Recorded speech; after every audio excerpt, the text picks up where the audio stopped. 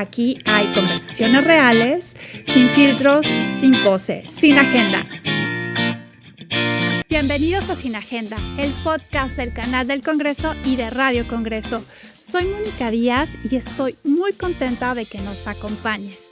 Como sabes, en este espacio conversamos con quienes forman parte de la vida pública, pero desde otro sitio, más personal, más humano, más cercano.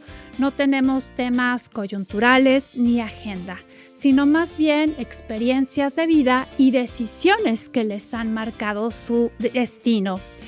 Y por supuesto que detrás de cada cargo siempre hay una historia, hay aprendizajes, hay desafíos y sueños. Y nuestra invitada del día de hoy no es la excepción.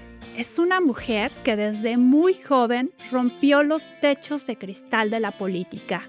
Fue la primera mujer en su estado, Hidalgo, en presidir el Tribunal Superior de Justicia. También fue la primera secretaria de Desarrollo Social.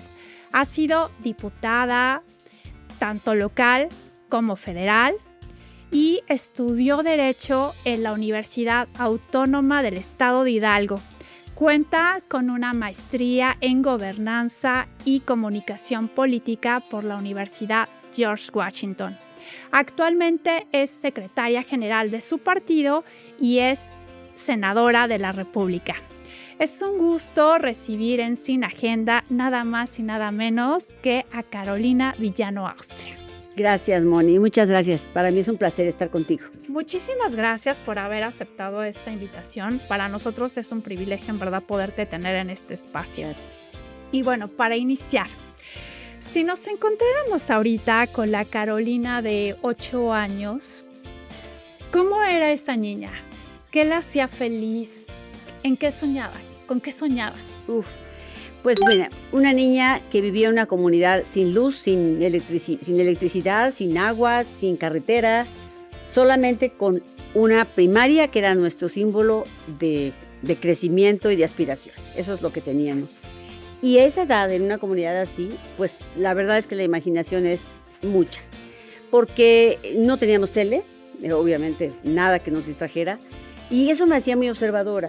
Y yo era una niña muy inquieta desde niña y me cuestionaba muchas cosas. De entrada, pues pensar qué hay detrás de las montañas, porque casi no salíamos, ¿no? Y me gustaba mucho, pues, corretear mariposas, me gustaba mucho cuando aprendí a leer, que más o menos fue un poquito a esa edad, sí, casi 8 o 9 años aprendí a leer, porque entré a los 6 años, a esa edad entrabas. Uh-huh. Yo quería enseñarle a los demás niños que no iban a la escuela, o sea, a los de 4, a los de 5, que estaban en su casa. Entonces en la casa improvisé una pequeña aula y les daba clase a los niños para enseñarles a leer y escribir, y luego los hacía que se graduaran. Y la vida me llevó después a CONAFE, que era un asunto semejante, en donde los chavos enseñaban a los niños. Entonces, realmente esas cosas me hacían feliz. Yo fui plenamente feliz en mi comunidad, muy feliz. Una infancia maravillosa, llena de naturaleza y de cercanía con mis padres. Y aprender a vivir en comunidad, tal como la palabra lo dice, eso creo que me formó mucho, enormemente. ¿Alguna persona que te haya marcado tu carácter desde la infancia y que hoy por hoy siga acompañándote esas enseñanzas? Fíjate que sí, en mi comunidad obviamente me marcó mucho mi madre, que era una persona extraordinaria, sabía de todo, obviamente nos leía mucho, ella nos enseñó a cocinar, a hacer pasteles, a bordar, a tejer, a bailar, nos enseñó todo, hasta usar los tenedores porque allá no se usaban, nos enseñó todo. Entonces realmente era una mujer que, como vivió en Pachuca y ahí estuvo internada un tiempo, aprendió muchas cosas. Y era la luz, la verdad, era maravillosa. Y muy trabajadora, muy alegre y muy cálida y muy generosa. Pero también tuve una maestra fuerte, de temperamento, muy resiliente, que tenía que caminar y subirse a una mula, atravesar el río, para poder llevarnos cosas, es decir, para llevarnos un nuevo maestro, para gestionar unas bancas, un pizarrón. Era una maestra increíble. Y la verdad es que ella sí me forjó y me formó, porque mi carácter tiene mucho que ver con ella. Era muy tenaz, entonces nos hacía mucha disciplina y eso hacía que ganáramos primer lugar en una cosa, primer lugar en otra en la región. Y yo fui una de esas niñas que sacó el primer lugar en conocimientos en la escuela, luego en la región y luego vine al estado a competir. Gracias a que ella me formó con esa disciplina. Entonces, ella, la maestra Adela, la verdad, a la fecha ella vive y yo la recuerdo con mucho cariño y nos queremos mucho.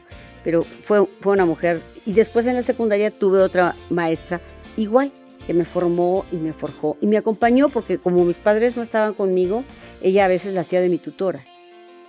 Ok, la verdad es que qué importancia los maestros como referentes en nuestra vida. Y dices tú que no estaban tus papás contigo, ¿por qué? Lo que pasa es que ellos se quedaron en la comunidad. Para estudiar ya la secundaria. Y nosotros tuvimos que venir a Pachuca para estudiar la secundaria porque allá no había. Entonces nos separamos desde muy niños. Y fue muy doloroso, la verdad. Sí, por supuesto. Yo me imagino hoy para mi madre lo doloroso que habrá sido que solo nos daba una bendición y nos echaba al mundo. Somos 7 y todos con todos hizo lo mismo, pero yo después me convertí, como se casaron mis hermanas, en la jefa de esa familia, porque yo era la mayor de mis otros 4 hermanos. Entonces yo era la que tenía que poner disciplina. Entonces eso me hizo madurar muy rápido. Sí. Pero también, la verdad, tu mamá con esa visión y con ese amor de madre, ¿no? Porque tal vez pudo haber sido más sencillo y decir, pues aquí se queda, ¿no? Y es así como de... hay que vivir, se tienen que preparar y adelante. Sí, además podría haber dicho como a lo mejor otra mamá, decir voy atrás de mis hijos y dejo aquí a mi esposo, pero la fuente de ingresos estaba en la comunidad, porque ellos tenían una tienda de abarrotes, mi mamá tenía una pequeña farmacia, mi papá se dedicaba un poco al ganado, pero un poco al café y a muchas cosas de las que vivíamos. Entonces era su centro de trabajo y no podían desprenderse de ello para que nosotros pudiésemos tener la oportunidad de avanzar. Claro, de estudiar, sí, de prepararse. Sí, esa es la realidad. Y hoy la ves y mucha gente podrá decir, bueno, pues hoy muchos niños tienen la escuela afuera de su casa. O sea, en todas las comunidades hay primaria, secundaria y hasta bachillerato en muchos lugares. Sí. Y regresando un poco, creciste en la Sierra Alta. Sí. ¿Qué perspectiva totalmente diferente de vida has tenido y que te ha forjado, que no aprendes en ninguna escuela, ninguna universidad, ¿verdad? ¿Qué nos puedes contar de eso? Pues son muchas cosas porque en una comunidad todos somos iguales y todos contamos igual. Es decir, si vamos a decidir que los recursos que juntemos entre todos son para construir una aula nueva, porque antes no había fondos como hoy hay muy pocos, pero había muchos fondos cuando yo ya crecí, fui diputada y había fondos para hacer muchas cosas.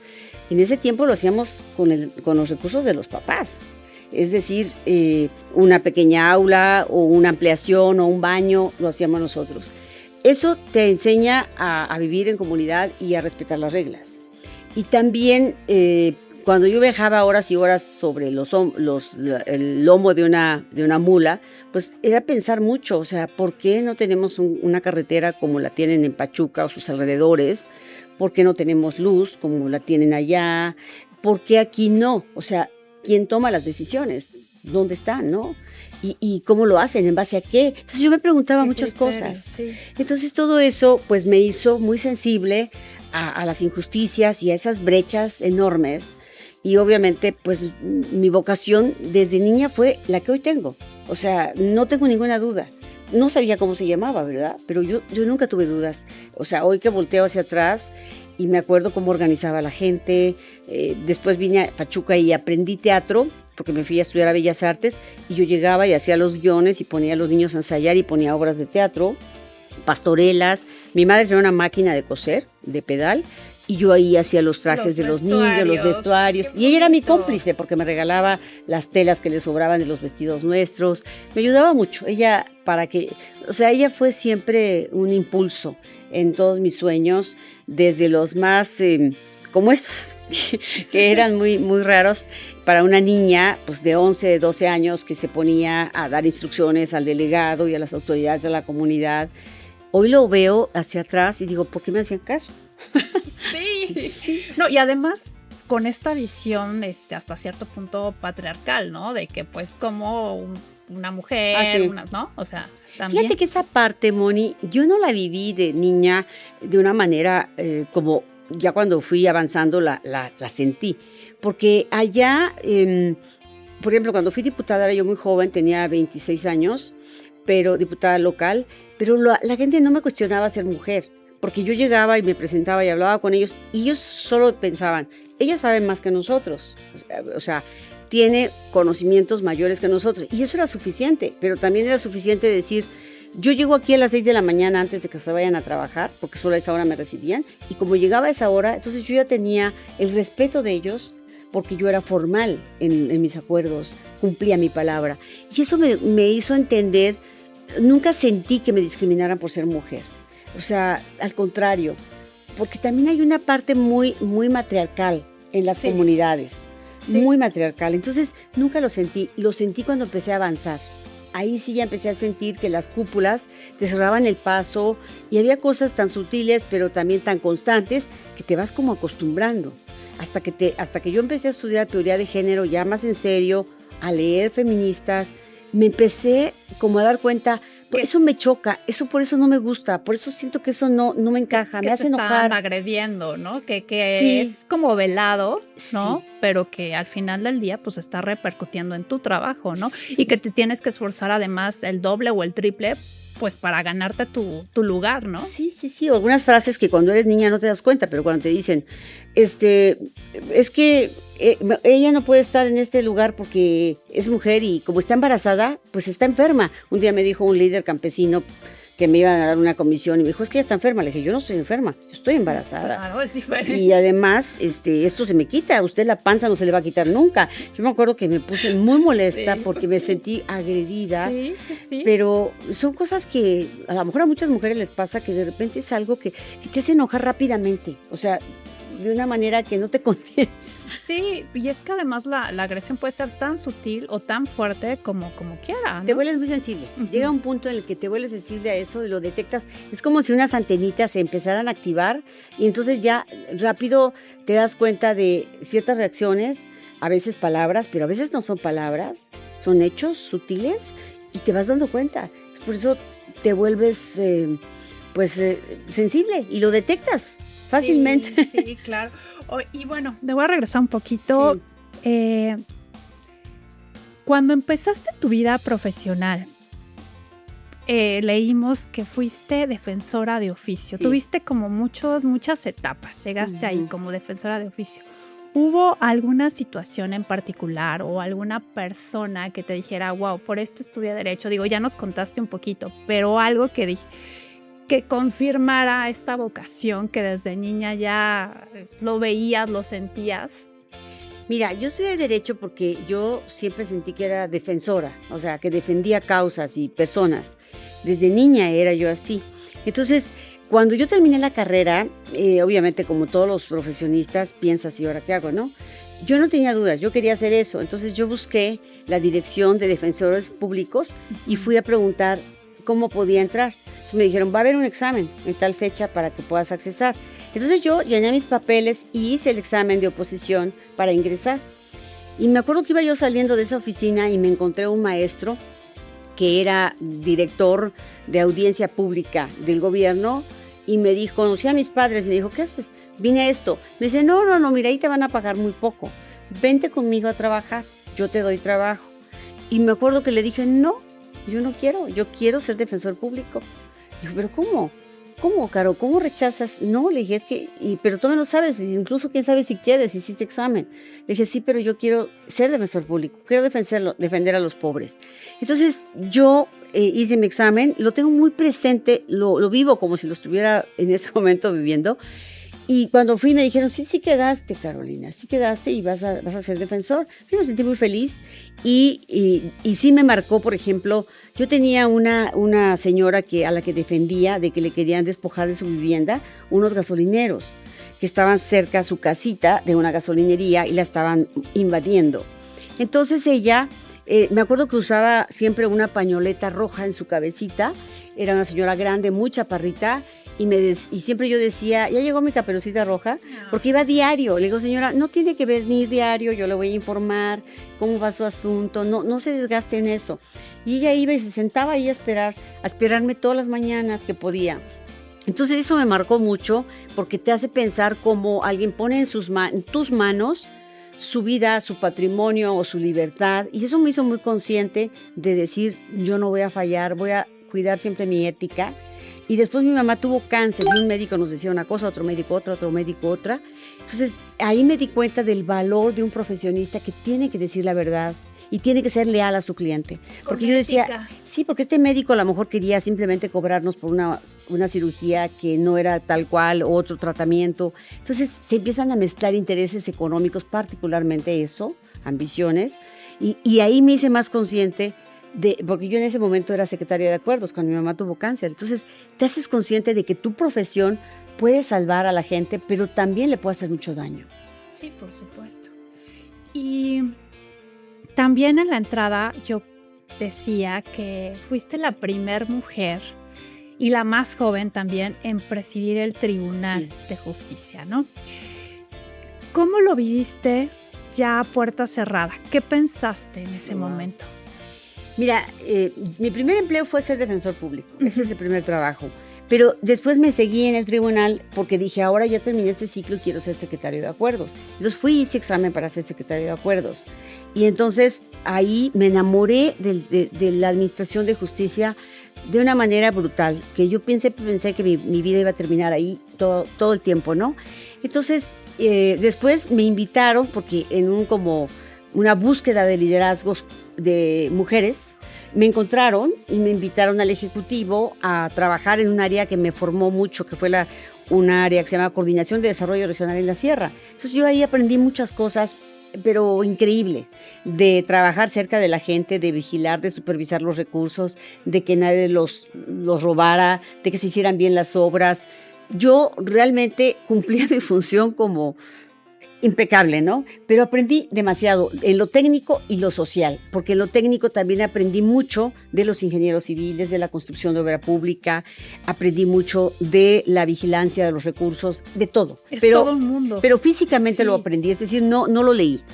Entonces, después de eso, me buscan, y me salgo del tribunal, pero regreso cuando se funda el Consejo de la Judicatura, estaba en ese tiempo que se integraran, y pues yo dije, pues quiero ser presidenta del tribunal, y me salí del Ejecutivo para estar un año fuera, porque era un requisito no tener una función en otro poder. Y entonces me acuerdo que dije, quiero ser consejera. Dijo, Carolina, pero eso ni existe, vas a irte Me fui a una oficinita que era de 2 por 3 metros, y ahí era yo consejera, y desde ahí levanté un diagnóstico impecable de todo el Poder Judicial, recorrí todos los juzgados, hasta de las llaves donde goteaba, saqué todo un diagnóstico, persona por persona, actualicé todo su perfil, todo su currículum. Y cuando ya llegué como magistrada, yo ya tenía toda la planeación hecha completa. Hicimos grandes transformaciones al tribunal, y era muy joven, yo tenía 39 años. Sí, súper. Y además de eso, pero me tuvieron mucho respeto, porque yo cosía expedientes. Yo así empecé, cosiendo expedientes, escribiendo en la máquina Olivetti. Entonces la gente se daba cuenta que yo venía de abajo, que yo entendía lo que vivía la base. Y eso me dio una gran legitimidad y autoridad, y me permitieron hacer grandes transformaciones en todo el Poder Judicial del Estado. Implementé cosas nuevas como la justicia alternativa para los indígenas. Hicimos 3 espacios, en cada zona indígena hicimos un espacio regional para la mediación indígena. Le dimos mucha fuerza a la carrera judicial, a la transparencia. Creamos espacios de comunicación con los juzgadores, con la población. Se llamaba mi programa Hablando Derecho. Había uno en radio y otro en televisión, donde iban los jueces y los magistrados y se exponían. Qué importante. A que les preguntara a la gente por teléfono sobre sus cosas, y los entrené para que hablaran. Les dimos una capacitación muy profesional para que hablaran de una manera más sencilla y la gente les entendiera. Entonces hicimos muchas cosas de estas, humanizamos el Poder Judicial, lo transparentamos, también fundé por primera vez un área de transparencia en un Poder Judicial. Hicimos en ese tiempo un congreso importante en Hidalgo de transparencia judicial y hicimos innovaciones y también me tocó iniciar todo el tema de justicia para adolescentes. No, bueno, qué interesante. Entre otras cosas. No, qué interesante la verdad y qué importante y trascendente además. Sí. ¿No? Y hay momentos en la vida difíciles como a todos nos pasa. ¿Hay algo que nos quieras compartir o cómo cuando algo te sale mal, cómo haces para poder recuperarte de eso y seguir adelante? Hay muchos momentos así que sin duda te marcan. Uno de ellos fue la muerte de mi madre porque murió de COVID. Eso fue terrible porque pues la verdad es que no poder velarla, no poder despedirte. Ella murió en un hospital público junto a mi padre, que estaban los dos en terapia intensiva. Entonces, eso fue muy difícil porque ella era una mujer muy sana, porque superó el cáncer, pero era una mujer muy sana. Entonces, eso fue difícil, porque además se mezcló con todo un fracaso del sistema de salud que yo tengo muy presente, ¿no? Primero. Y luego, cuando fui a campaña por la gobernatura, también fue un momento muy complicado porque saber que estás viendo las traiciones frente a ti y saber que tú tienes que seguir adelante porque hay gente que sí cree en ti, que está siendo leal, no a ti, sino a un proyecto. Y además de eso, pensar que te va a ganar alguien que no tiene los méritos, que no tiene los conocimientos, la experiencia, ni siquiera el plan, la estrategia para cambiar la vida de la gente, pero que aún así te va a ganar. Y que aún así, con muchas cosas que se dieron, que no voy a particularizar, saber que el que va a ganar no merecía ganar, pues eso es muy duro, es muy duro. Sobre todo, y al paso del tiempo, pues lo vas comprobando todos los días. Eso es muy duro aceptarlo. Y bueno, aquí también juega un papel muy importante la salud mental, ¿no? Sí. ¿Cómo has procesado todo eso? Porque definitivamente es muy duro y bueno, a todas las mujeres igual nos pasan cosas que nos lleva tiempo procesarlas. Mira, debo decir que como todo es difícil, pero a la vez tengo muchas cosas de que echar mano. ¿Por qué? Porque yo veo mucha gente que sufre todos los días. Sí. Entonces eso me hace saber que tengo demasiado, ¿no? Y me hace saber que soy una mujer privilegiada. De tener una familia, tener salud, de haber conquistado espacios, de haber servido desde ahí, de haberle cambiado la vida a mucha gente. Pues la verdad es que tengo mucho más de lo que pudiera haber perdido. Entonces simplemente me sirve para contrastarlo y para valorarlo. Y por cuanto hace a la salud de mi madre y todo ello, pues me hace saber pues también que en un hospital público le salvaron del cáncer, en el hospital de cancerología, en el instituto. Todos esos institutos de salud del país, a mí, la verdad, me conmueven profundamente toda la labor que hacen con mucha gente y que son maravillosos, además son grandes, son extraordinarios. Entonces, yo todo eso me hace saber que vale la pena seguir y luchar y también para que a otras personas no les pase lo que tú pasaste. Y en muchas jóvenes políticas, pues me gusta verlas, cómo avanzan y pues si puedo tratar de evitar que pasen algunas cosas, lo hago y si no, pues tienen que vivirlo al final del día, ¿no? Es.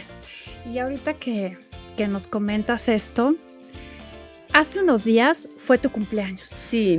Así que muchas felicidades, Gracias. Espero que te la hayas pasado muy bien. Gracias, Moni. Y esos momentos siempre son como momentos de reflexión, de introspección. ¿Qué es lo que más orgullosa de ti te hace sentir hoy por hoy? Mira, yo me siento muy orgullosa de mi origen, me siento muy orgullosa de mi familia paterna, materna y de mis hijos, ¿no? Me siento muy orgullosa de todo lo que he vivido y muy agradecida con la vida porque la verdad, después de cierta edad, hay muchas cosas que ya no te importan.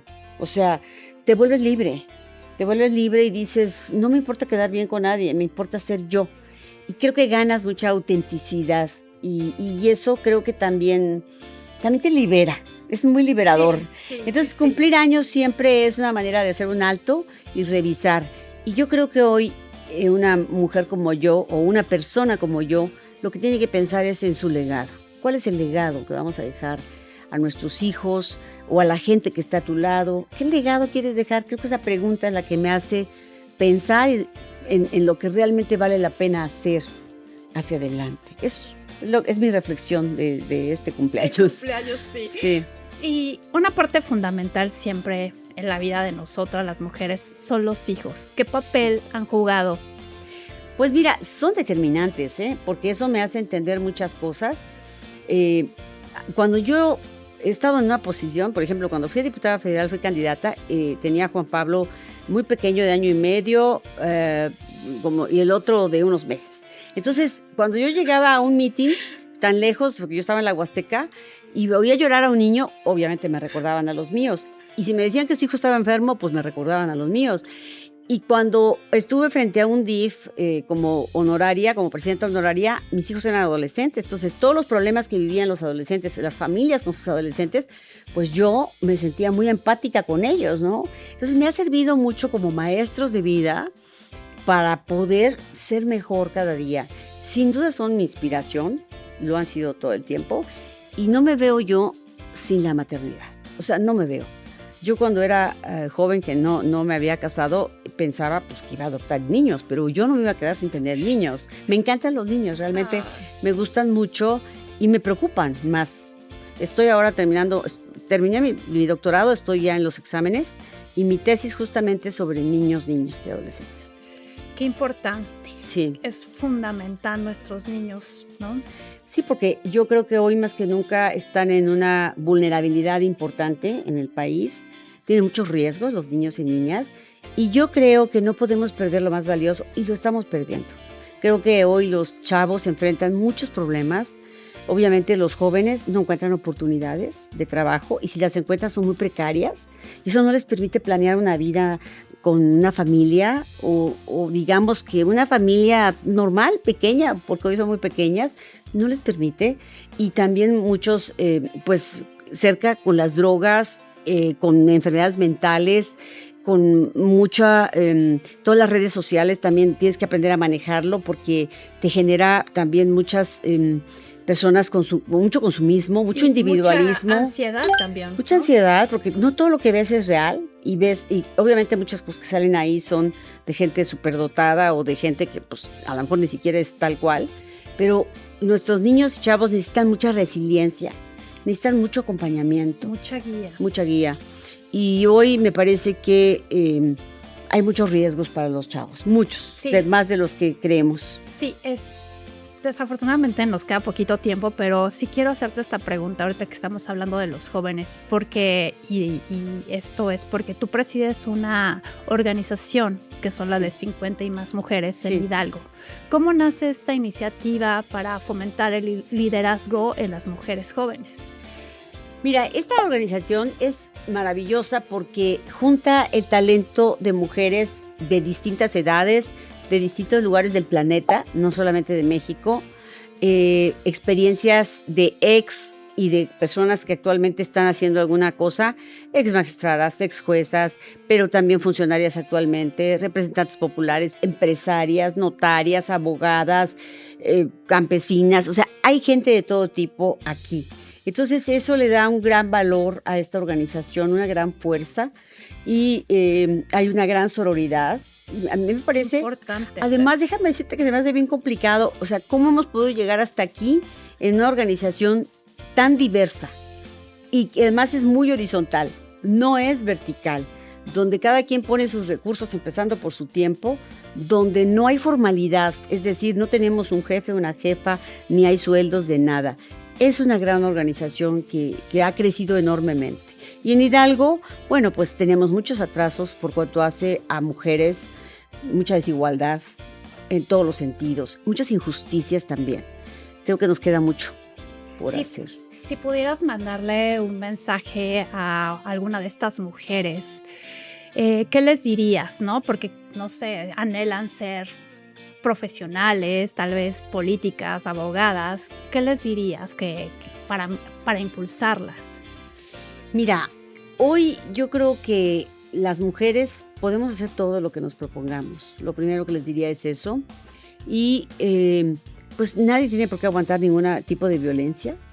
Creo que hoy muchas mujeres pueden tener miedo porque tienen hijos y no saben cómo salir adelante, pero todo se puede hoy en día y no hay que tener miedo a pedir ayuda en el caso de las violencias.